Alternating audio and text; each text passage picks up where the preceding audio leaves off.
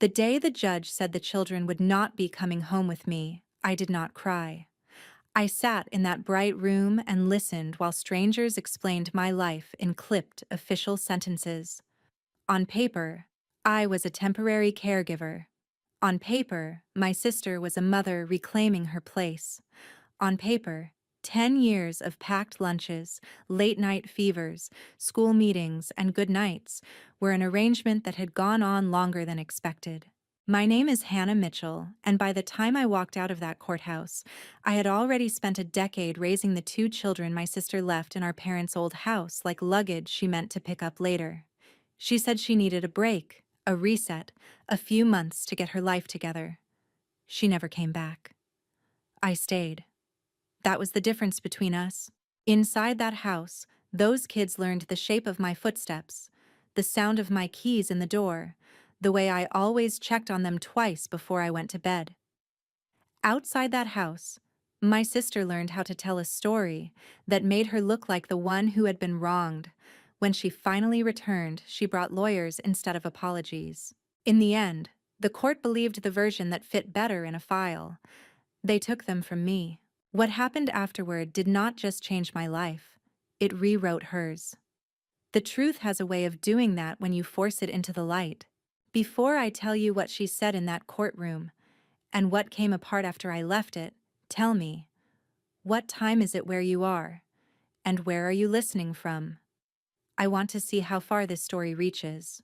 By the time my sister brought the children to the house, most of her choices had already been made without them in mind. She arrived late in the afternoon with her car packed far beyond what made sense for a short stay. Clothes crammed into bags, a couple of boxes half-taped, a basket full of shoes. It looked less like a visit and more like a transfer. She moved quickly, talking about a new city, a man who finally understood her, a job that would match her talent. The children were additions in that story, mentioned only when I steered the conversation back to them. She called the plan simple. She would leave them with me for a little while, in the house our parents had left behind. The school district was decent, the neighborhood steady, my schedule flexible enough to handle it for now. She spoke as if she were offering me something rather than handing over everything she no longer wanted to hold. What she did not offer was a date. There was no timeline, no outline of how she would stay involved from another state, no discussion of cost. Her bags told the truth her words avoided. She was not pausing anything. She was stepping away. The children stayed near the doorway at first, each clutching one object with a grip that said it had survived other moves. They watched the flow of bags and boxes with the kind of focus that comes from experience, not curiosity. When I carried their things upstairs, they followed without a word. They did not ask how long they would be there, or where their mother would sleep. They inspected each room as if deciding what they were allowed to rely on. My sister remained just long enough to make the arrangement look reasonable. She slept in the guest room, left her things scattered across the bathroom counter, drifted through the kitchen while I tried to fit two new lives into a rhythm that had already been set. She described apartment tours and interviews, weekends with the man waiting for her, the relief of finally living without anchors. When the children edged closer to her on the couch, she shifted her attention back to her phone. She left on a Thursday. Her goodbye sounded casual. She promised transfers when she could, calls once things settled, visits when her schedule allowed. None of it was specific. All of it depended on a future centered entirely around her. For a while, deposits arrived sporadically. They never matched what the children needed, but they gave her something to point to if anyone questioned her role. Along with the transfers came messages that sounded less like concern and more like reminders. She insisted it made sense for her to keep claiming them on tax forms, since she was the one helping financially, even as my paychecks covered groceries, school fees, and everything that did not fit into her version. The children adapted by watching what remained consistent. They learned where their backpacks belonged, how evenings unfolded, which cabinet held their cereal. When a nightmare woke them, my doorway was the one they appeared in. As months turned into a year, my sister's presence thinned. Messages shifted from asking about their days to asking for copies of documents and signatures on forms. She needed their names on records she still wanted access to. I needed to make sure they had lunch money and shoes without holes. There was no moment when her involvement stopped. It wore away in increments. One postponed visit, one unanswered call, one more holiday marked only by a late text. By the time I noticed how little space she actually occupied in their daily lives, the children no longer spoke about living anywhere else. They did not talk about going back. They talked about school, friends, and the house that, slowly and without anyone saying it out loud, had become home. Years have a way of stretching a temporary favor until it starts to look permanent. One school year slipped into the next. Report cards piled up in a drawer, sneakers were replaced, and the children grew into spaces they once had to jump to reach. What began as "for a little while" settled into the only arrangement that actually worked. Our days fell into a pattern. Mornings were alarms, cereal, missing notebooks, and the rush to get out the door. Afternoons meant my laptop open beside their homework. Evenings were simple dinners, small arguments over chores, and the sequence of lights dimming and doors checked before bed. It was repetitive, imperfect, and entirely ours. From outside, it probably looked ordinary. Two kids in an old family house, a woman working enough to keep the bills paid. No announcements, no big turning points. Just the ongoing work of making sure there was food on the table and someone to sign whatever needed signing. My sister hovered at the edges. She sent brief messages about new jobs and new apartments, about opportunities that kept her moving. When she referenced the children, it was usually in one polished sentence that made her sound involved. She seemed more attached to the idea of being their mother than to the daily reality of it. Every so often, the internet filled in more than her words. Photos of rooftop gatherings, office celebrations, weekends away. She looked rested and proud of the life she was building. I never saw a backpack in the background, never heard about parent-teacher conferences or late-night trips to urgent care. Whatever she was building, it was not centered around bedtime routines. I did not keep score. I was too busy making sure everyone had what they needed. What stayed with me was not outrage, but a steady awareness that we were not sharing the same load, no matter how often she used "we" when she talked about the kids. The children adjusted in the only way they could. They learned the rhythm of the household, when to joke, when to ask questions, when to give me space. Their memories anchored themselves to the life we were actually living, the route we took to school, the way we celebrated small wins, the nights we ate leftovers on the couch because I was too tired to pretend otherwise. Their references to my sister changed over time. At first, they sounded expectant, guesses about visits, calls, holidays. Eventually, those guesses thinned out. She shifted from a person they waited for to a relative they mentioned, someone who existed more in stories than in day-to-day life. She was not erased, but she was no longer the point everything else revolved around. On forms, my name went down by default.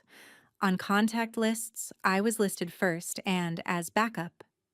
Teachers and neighbors stopped asking how long the kids were with me and started saying "your kids" without correcting themselves.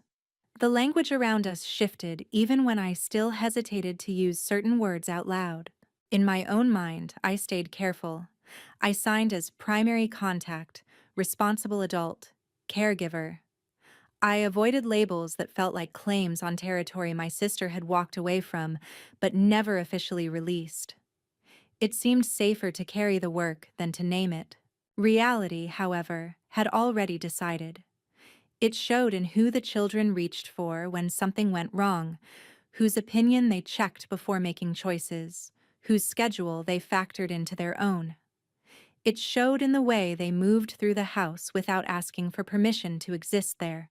By the time 10 years had passed, No one needed to ask whether I was committed.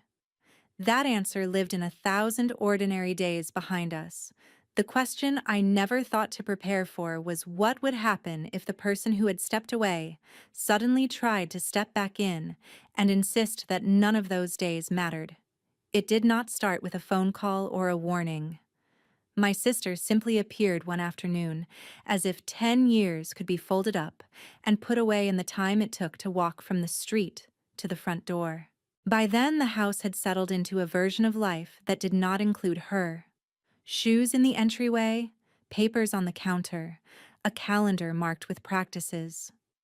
She stepped into that space like someone returning from a short trip, not someone who had chosen another life in another place. She moved through the rooms with a restless inspection, touching furniture, scanning photos, measuring what had changed and what had stayed the same.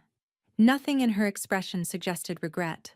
What I saw instead was assessment, an inventory of what she still believed was hers.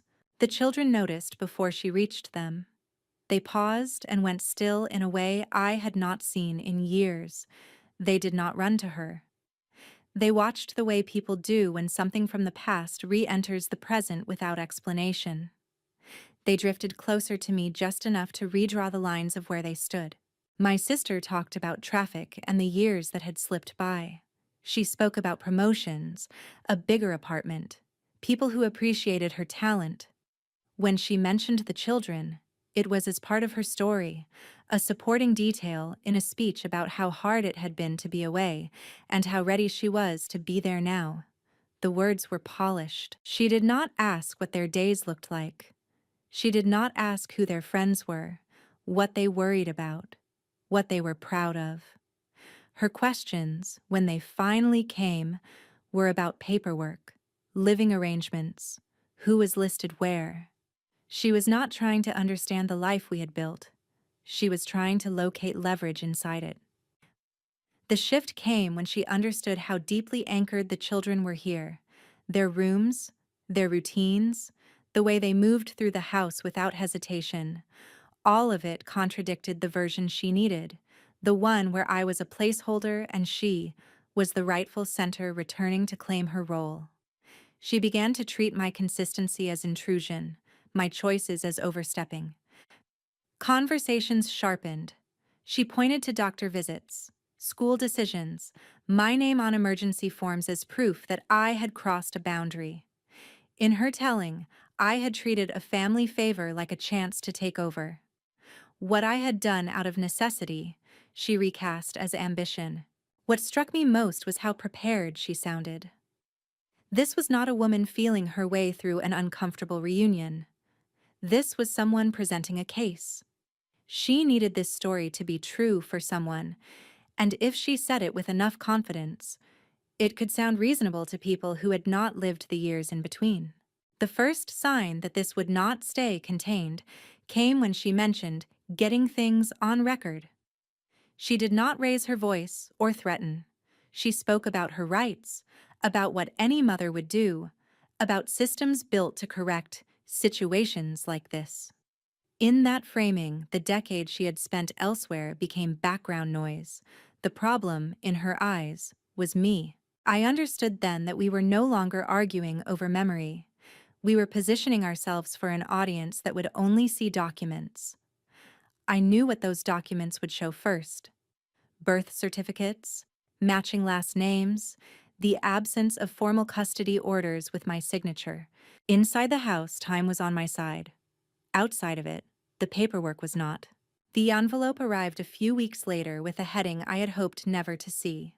The language inside was careful and detached, but the meaning was simple enough. My sister had not returned to reconnect. She had returned to contest legal control over the life she had chosen to leave behind. The case stopped belonging to us the moment it landed on a judge's docket.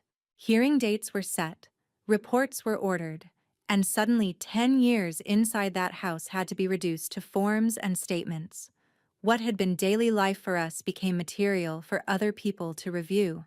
In meetings, my name appeared under headings like informal caregiver and non-parent custodian. The children were described as minors in need of a stable arrangement. My sister on paper was the biological mother seeking reunification. None of those phrases were technically wrong. They were simply stripped of the context that gave them weight. Her filings were precise. She emphasized regret without naming choices. She highlighted every transfer she had ever sent, every saved message that could be framed as involvement. She did not need to tell the whole story. She only had to present a version that fit the categories the court already recognized. I learned how narrow those categories were. Biology carried heavy weight. Stated intention counted, even when it arrived years late. Formal absence drew more attention than quiet distance. The fact that I had been there every day mattered, but mostly inside a system that prefers signatures over memories. The first hearing was brief. Attorneys recited histories as if they were reading out of a file. I listened to my life summarized in the third person while my sister sat a few chairs away, eyes fixed on the bench. When it was my turn, I answered exactly what was asked. Anything that sounded like anger could be repackaged as a concern about my stability. In the end, the court did what courts often do when faced with competing claims and incomplete paperwork. It chose a holding pattern that kept control in its own hands. A temporary order was signed. The children would be moved to a neutral placement pending further review. My role was acknowledged but not secured. My sister's rights were preserved but not fully restored. When the order was read, I did not stand or object. Reactions are observed even when they are not addressed. I kept my hands still and my voice level, and the only effort I allowed myself was to keep breathing evenly. The children looked at me instead of the judge. They took their cues from my face, not from the language in the order. The transition that followed was handled with practiced efficiency. Appointments appeared on schedules. Placement details arrived in carefully worded letters. I was given a list of times and locations where I would be allowed to see the children under supervision, as if I were the one who had only recently entered their lives. My sister's access was outlined separately, tied to requirements she had not yet met. Walking out of the courthouse, I understood something that cut deeper than the order itself. To the system that had just rearranged us, we were one more file in a long stack. The outcome might reshape our future, but for the people processing it, this was a normal day at work. At home, nothing and everything felt different. The shoes by the door stayed lined up. The marks on the kitchen wall still showed how tall the children had grown. Their rooms were exactly as they had left them. It was the missing noise that made the space feel wrong, like a scene held on pause. I did not soothe myself with the idea that things would fix themselves. Systems do not correct out of guilt. They respond to what can be documented and checked again. As much as I hated admitting it, the next step would not be decided by who cared more. It would be decided by whose version could be shown in a way the law could not comfortably ignore. Do you believe the justice system usually gets it right, or does it sometimes just settle on the option that looks safest on paper? Weeks went by, and the file with our names on it stopped being simple. More agencies stepped in. Requests for records went out in different directions. What began as a narrow question about where the children should live turned into an examination of how we had all actually been living. I stayed where I had always been, answering what I was asked, and watching the shape of the story shift away from what my sister had rehearsed. The first fractures in her version appeared in places she clearly had not expected anyone to examine. Work histories did not support the steady career she described. Address records showed frequent moves instead of the stability she liked to mention. Dates she had offered so confidently in court collided with entries on paper that could not be adjusted to fit. Financial information raised sharper questions. She had listed the children as dependents on forms long after they were living with me. Applications showed their names used to qualify for better housing and health care, tied to services in cities they had never seen. On paper, She had been parenting them in locations that did not match their school records or medical charts. Once those mismatches appeared, they were not brushed aside. Old files came out of storage. Former landlords and neighbors were contacted. Early school records from before the children moved into my care were added to the stack. Notes from that time did not match the picture of a parent doing everything possible under impossible pressure. Patterns emerged: repeated absences, late pickups, missed appointments. Reports of adults cycling through the apartment while the children were left to steady themselves. No single line was explosive, but together they described a life built around her impulses, not their needs. My part in this stayed direct. I turned over email threads, screenshots of the few transfers she had made, bank statements showing money going out for field trips, groceries, shoes, and everything else that kept the house running. I did not try to frame the numbers. They lined up with the days I remembered. That was enough. The children met with specialists whose work was to listen and record. They were asked about routines, fears, and who they expected to show up when something went wrong. They answered in the plain way kids use when they do not realize their words are being weighed. Their names and mine kept appearing together in those notes under phrases about trust and stability. I learned about the results in condensed reports. Terms like primary attachment and long-term caregiver were written next to my name. My sister's involvement was labeled sporadic and dependent on personal priorities. The contrast between those descriptions did more than any speech I could have prepared. As more information landed in the file, my sister's certainty began to look like defiance. She still presented herself as someone reclaiming what had been taken, but each document undercut that claim. The story she had leaned on: temporary hardship, necessary distance, a mother fighting her way back, could not stand beside the record of where she had actually been. What struck me was how detached the process remained even as the balance shifted. No one apologized. No one praised me. The system did not move because it cared about who had suffered more. It moved because the evidence no longer supported the conclusion it had been drifting toward. Accepting that changed the way I looked at all of it. I stopped expecting recognition and aimed only for accuracy. If I was going to be measured, I wanted it to be against what had truly happened, not against who delivered the more persuasive story. Facts do not care who sounds more sympathetic. They care who can show their choices in a way that holds up when excuses are removed.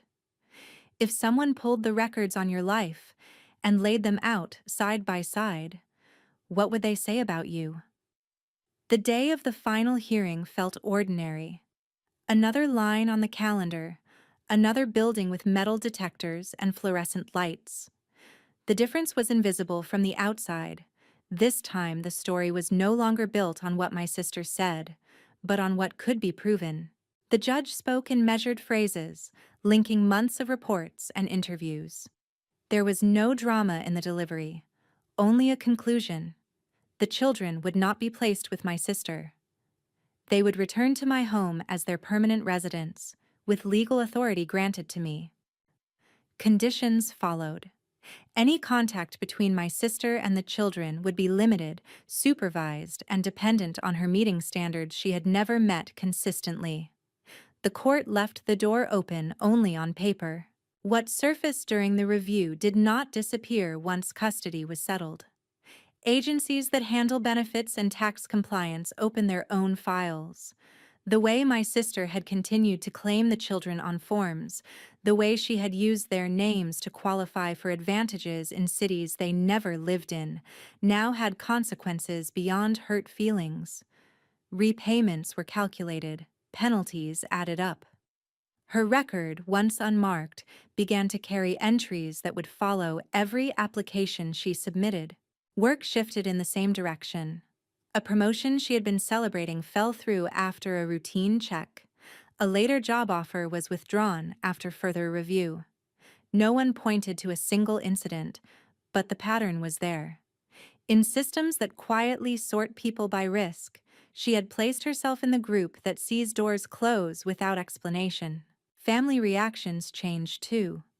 Relatives who had once repeated her version of events stopped speaking about it with certainty. Some apologized to me in brief messages. Others simply stepped back from her. It was just what happens when people no longer want to defend a story that has been taken apart piece by piece. I did not try to manage any of that. I did not ask anyone to choose sides. I made one decision only. I removed myself and the children from her reach. Blocking calls and messages was not an outburst. It was a line drawn for our safety. Having the children back under my roof did not reset life to what it had been before the case. They carried the disruption with them in extra questions and new hesitations, a sharper sense that their lives could be rearranged by people they had never met. I carried it in the way I double-checked plans and kept key documents in a folder that never left the house. We moved forward anyway. School, meals, chores, appointments, quiet moments that did not need to be explained to anyone outside our walls. The house settled into a shape that matched who actually lived there. The absence of my sister was no longer a gap. It was a boundary. Her life continued somewhere else under the weight of the outcomes she had set in motion herself. Legal obligations did not vanish. Financial strain did not fade quickly. Opportunities no longer arrived as easily. Whatever version of herself she tried to present now had to coexist with the record attached to her name. That was the cost of using other people as leverage instead of caring for them. For me, the clearest lesson is this: being related to someone does not grant them endless chances to walk in and out of your life. Leaving responsibilities behind and expecting to reclaim authority later is not love. It is entitlement. At some point, the years you were gone speak louder than the words you use when you want back in. If you have stayed with me to the end of this story, thank you. If you were in my place, would you ever allow my sister to be part of your world again? And if any part of her choices feels uncomfortably familiar, what would you change now, before the consequences start deciding for you?